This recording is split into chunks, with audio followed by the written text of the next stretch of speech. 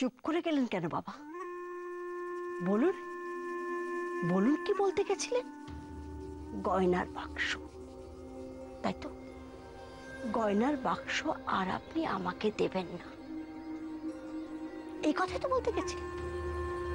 আমি খুব ভালো করে জানি বাবা, ওই গয়নার বাক্স আমি কেন, আর কেউই পাবে না। ওই মেয়েকে যখন আপনি বরণ করে ঘরে তুলেছেন, গয়নার বাক্সটা তখন ওকেই দেবেন। কিন্তু আমার তাতে লাভ কি বাবা? আমার তো কোনো লাভ নেই। ও তোমার চিরশত্রু,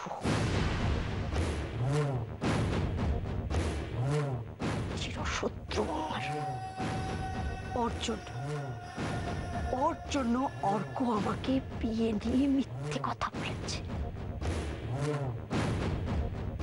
অর্ক আমাকে বিয়ে নিয়ে মিথ্যে বলেছে। ওর ঠকিয়ে বিয়ে করার প্ল্যানে অর্ক সামিল হয়েছে। ওকে আমি কোনোদিন মেনে নেব না, কোনোদিনও মেনে নেব না বাবা, আমি কোনোদিনও মানে। কাজে ওর ভাগের গয়নাও আমার নয়। না, চলে এসো অর্ক। 1 মিনিট মা, 1 মিনিট, আমারও কিছু বলার আছে। আমি রাজলক্ষ্মীকে বিয়ে করেছি, তাই আমারও একটা দায়িত্ব, একটা মতামত আছে তো নাকি? আর রাজলক্ষ্মী যদি শাস্তি পায় তাহলে না এরকম শাশুড়িমাতার কথার বদনাম না হব। থাক রাজলক্ষ্মী থাক, অনেক হয়েছে। আমার ছেলে আমার কথাই শুনবে। মাঝখান থেকে দুটো উপদেশ দিতে গিয়ে এটা প্রমাণ করার চেষ্টা করো না যে অর্ক তোমার কথাই শুনছে। অর্ক, চলে এসো।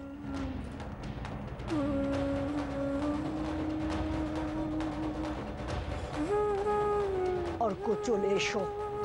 মা,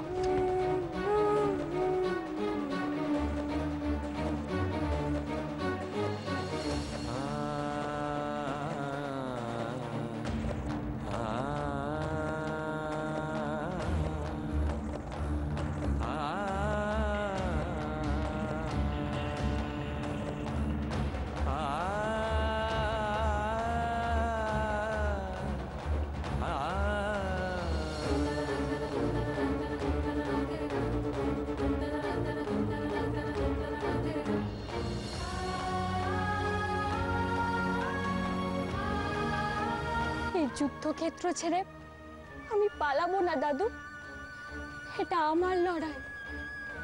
এখানে আমি সেনাপতি, আমি সৈনিক। লড়াইটা আমাকে একাই লড়তে দিন।